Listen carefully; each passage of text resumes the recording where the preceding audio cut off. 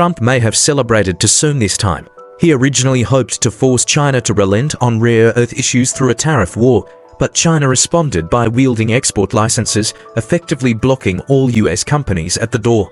On May 20th, CNN reported that multiple industry insiders confirmed China recently began issuing rare earth export licenses. Experts noted that this development indicates the new licensing system has started operating not as a relaxation of restrictions. Two producers told CNN they recently obtained licenses, revealing approvals granted under a one license per batch rule, meaning each shipment requires a new, non-reusable permit. One company secured initial licenses for exports to Southeast Asia and later several for Europe, including to German automaker Volkswagen. A source emphasized, "We haven't seen any signs of the export control system easing." CNN explained that under the new rules, exporters must disclose end-user information in applications, which can take up to 45 working days for approval. This allows China to track the final destination of rare earth magnets. You can still obtain these materials, but you must file documents specifying the end user.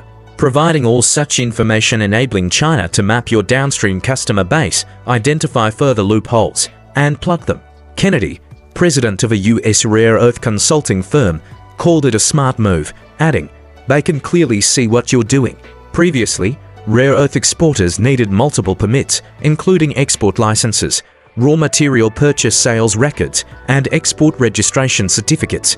These qualifications were granted in limited batches via a restricted list, with some listed enterprises acting as legal shells for rare earth laundering, leasing their qualifications to other entities instead of engaging in real production. For example, a Guangdong metal materials company with export qualifications operated from a leased factory had dilapidated production lines, fewer than 20 workers, and monthly exports of mixed metals using patchwork templates for production processes and quality standards, with no actual verification systems. Between October 2024 and April 2025, 30 for export entities in Guangdong, Guangxi, and Fujian had their licenses suspended during inspection. 17 had no factory records, and 20 lacked long-term input material logs. Another loophole involved enterprises with primary production capabilities outsourcing most processing to Hong Kong or Malaysia to bypass origin certification requirements. They performed minimal domestic processing, for example, surface acid washing and packaging, and exported semi-finished products. Despite 2023 industry recommendations to raise domestic processing ratio standards, lacking verification mechanisms allowed the practice to persist. 3 foreign-backed factories in Malaysia's Perak State Industrial Park received over 600 tons of semi-finished rare earth compacts from China in 2024, far exceeding local capacity, with shipments ultimately destined for US electronics firms in California, Texas, and Connecticut. These local synthesis centers served as laundering hubs rather than adding value. With tightened regulations, some licensed but incapable enterprises are voluntarily exiting the export market to avoid liability. Since March 2025, 7 magnetic materials companies have suspended export registrations, citing inability to meet new audit requirements. Meanwhile, mid-sized firms with compliance capabilities, internal audit records, and transparent processes are rising. Future rare earth exports will evolve from simple compliance to multidimensional verifiability. Only those providing stable product traceability, authentic customer chains, and auditable data systems will qualify for export rights. China's licensing strategy is no random move but a calculated chain of measures. 3 for recent licenses went to EV motor manufacturers, with 1 to a Vietnamese electronics factory, clearly targeting US defense industries while preserving civilian markets. Factories inbound with new licenses are now swamped with demand.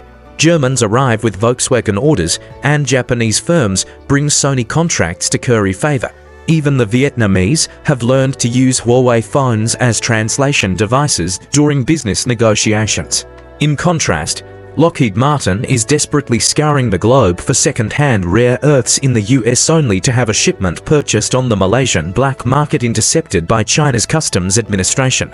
The packaging of those rare earths still bore the watermark "Made in China," as if the US were playing a video game with Chinese wall hacks that exposed their every move. America is now like a snake with its vital spot clamped. Thrashing more fiercely only brings greater pain. The US hasn't avoided mining ambitions. Over the past 3 to 4 years, its Lead Critical Minerals Alliance has identified vast rare earth deposits in Turkey, Vietnam, and the Middle East, which also holds abundant heavy rare earth reserves, with formal mining cooperation agreements signed. Yet the US remains heavily dependent on China's rare earth refining industry chain. In 2024, China imported 55,600 tons of rare earth ore globally, including from the US's largest mine, Mountain Pass. After undergoing high environmental standard, low-cost refining in China, these ores are transformed into 17 single rare earth elements with purity as high as 99.9999%, ultimately exported worldwide. However, since China listed 7 heavy rare earths as dual-use items for control, the US-reliant rare earth EM channel has been severed. Ironically, before China formally adjusted its rare earth control measures, US Trade Representative Greer unilaterally claimed that China had agreed to revoke rare earth restrictions introduced after April 2nd. Clearly, this White House elite, eager to reopen the rare earth supply chain, fundamentally misread the content of the US-China Geneva Economic and Trade Talks joint statement.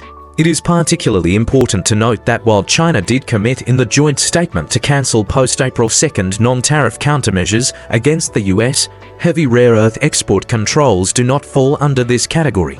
If Greer had carefully reviewed China's released rare earth control notice, he would have found it is a global restriction. Theoretically, if US companies can prove they will not use Chinese rare earths for military purposes, they can apply to China's Ministry of Commerce for relevant procedures.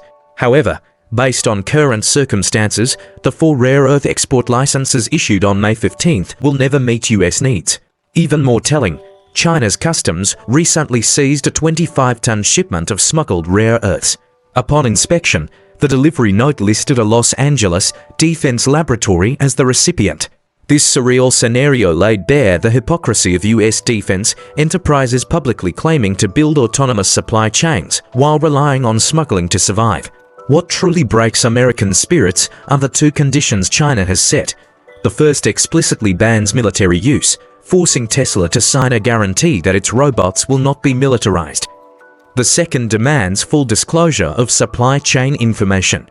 To obtain licenses, the Germans listed every supplier from rare earth mines to assembly factories, but US defense firms dare not reveal their secrets. Raytheon's purchase orders clearly state, for missile guidance systems, submitting such information would be self-incriminating. China's strategy is to strike at the heart, feeding civilian market partners while precisely cutting off military supply lines. This dual-track approach is more sophisticated than Wall Street fund managers' tactics. The global rare earth market now resembles a casino with a know-house. China holds the chips and sets the rules. European automakers, armed with fresh licenses, have immediately cut EV prices by 5%. Vietnamese factories, having secured Apple's headphone magnet orders, are running triple shifts. In the US, however, the Pentagon is scavenging old missiles worldwide to recycle rare earths, while Boeing drags out 30-year-old 747s to dismantle for parts. It's a pitiful and laughable sight, a superpower reduced to scrounging for scraps, a fitting consequence of regret for past actions. The rare earth game is only in the mid-game. China is already making moves swiftly, while the US still struggles to decide its opening strategy, a dilemma that will occupy Washington policymakers for years to come. That's all for today's program. Don't forget to like, share, and subscribe. Your support means a lot to me. See you next time.